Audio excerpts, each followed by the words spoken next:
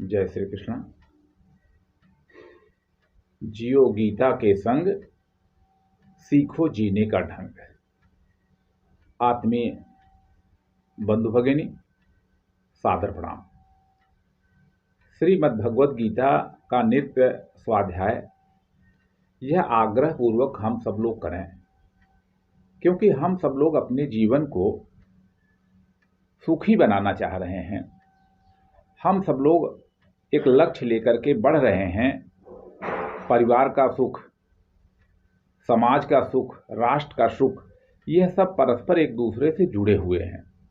तो सुख का आधार क्या है, यह श्रीमद् भगवद गीता में भगवान बार बार बता रहे हैं। आज हम श्रीमद् भगवद गीता के 5वें अध्याय को, जिसे कि कर्म संन्यास योग कहा जाता है, उसके 23वें श्लोक का वाचन कर रहे हैं, जो इस प्रकार से है।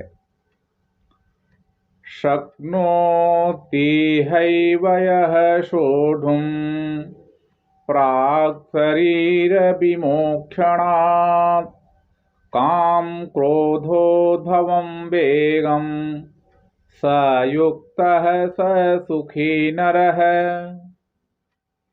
हे अर्जुन, जो व्यक्ति इस शरीर को त्यागने के पहले ही काम और क्रोध के द्वारा उत्पन्न वेग को सहन कर लेता है, सहन कर सकता है, वही व्यक्ति योगी है, युक्त है, और वही व्यक्ति सुखी हो सकता है, वही व्यक्ति सुखी है। इस प्रकार की बात भगवान श्री कृष्ण ने अर्जुन से कहा। बंधुओं, एक तरीके से देखिए कि काम और क्रोध का वेग ये स्वाभाविक है। अब हमें इस काम और क्रोध के वेग को क्या करना है, तो इसका प्रबंधन करना है। जैसे हम देखते हैं कि तमाम नदियां वे पर्वत से निकलती हैं, ऊंची पर्वत श्रृंखलाओं से निकल करके वे समुद्र की ओर जाती हैं। आप देखिए कि बड़ी मात्रा में जमीन पड़ी हुई थी, लेकिन जब हम सब लोगों ने बांध बना लिया, उस पानी को चैनलाइज कर लिया, तो जिन नदियों के नाते बाढ़ आती थी, हजारों लोग डूब जाते थे, मर जाते थे, आज उन्हीं नदियों के पानी से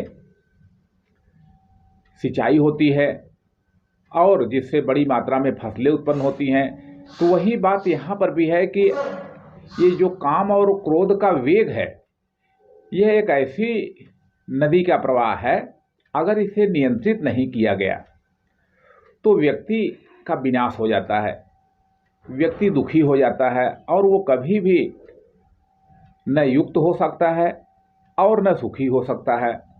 इसलिए हम लोगों को ये बात ध्यान रखना चाहिए। भगवान कहते हैं कि देखो, काम केवल यौन नहीं है। हम लोग सामान्यतः सोचते हैं कि काम यानी काम वासना, लेकिन केवल इतना ये नहीं है। वास्तव में काम तो एक विराट घटना है, और इस काम को हमें प्रबंधित करना है। न इसे छोड़ा जा सकता है और न काम को पूर्णतः रोका जा सकता है। बस दोनों के वेग से अलिप्त पार हो जाने में, यानी अनासक्त रहने में काम होता है। अब हम कैसे इसको सहन करें, तो इसका संबंध संकल्पों से है। यदि हम चिंतन करेंगे, भगवान ने, ईश्वर ने मनुष्य को जो सबसे बड़ी शक्ति दी है, वह है सोचने की सामर्थ्य, विचार करने की क्षमता। कोई ऐसा व्यक्ति नहीं है जो अपना अहित चाहता है, लेकिन जब वो विचार शून्य हो जाता है तो अपना अहित कर पड़ता है। कल की जो बड़ी दुखद घटना हुई है, जो आयुष और आहान नामक दोनों नवजात शिशुओं को एक मतांध कट्टर व्यक्ति ने मार डाला है।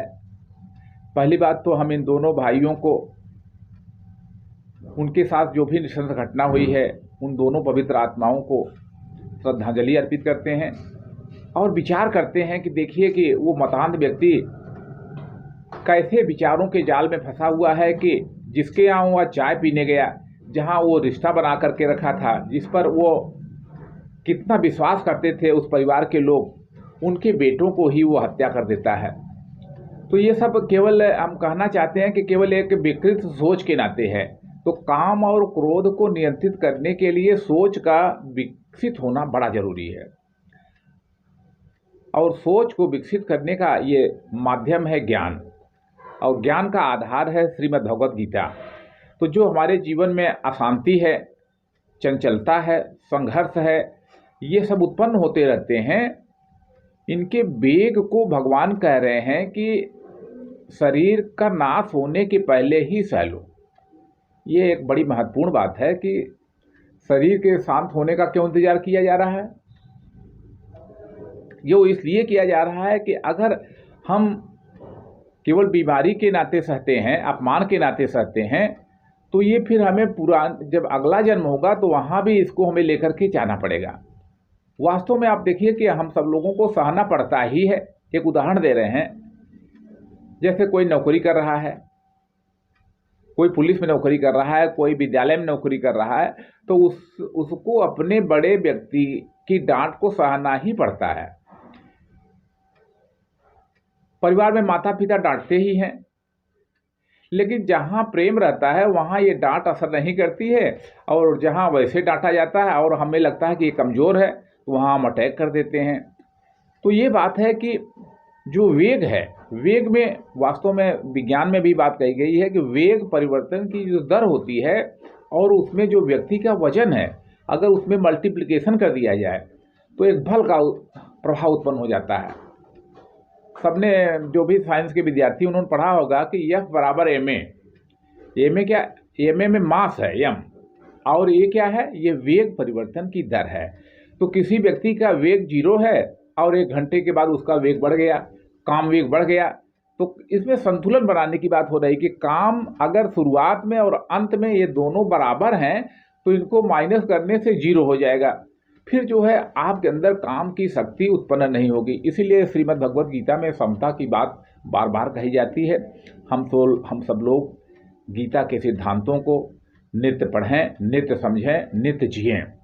तो इसीलिए बात कही जा रही है कि गीता सुने, जीवन का सही मार्ग सुने। बंधुओं, यह जो एक एक श्लोक पर हम लोग चिंतन कर रहे हैं, ये कोई पूर्ण यही बात है, ऐसी बात नहीं है। आप स्वयं पुस्तक पढ़ें, अनेक विद्वानों को पढ़ें, बार बार सुनें, स्वयं चिंतन करें, तब आप देखेंगे कि इस ईश्वर की वाणी के अनेक प्रभाव आपके जीवन में दिखाई पड़ेंगे और आप सच्चे सुख का अनुभव कर पाएंगे। इसलिए नित्य गीता स्वाध्याय का संकल्प लें। एक मेरा और आग्रह है कि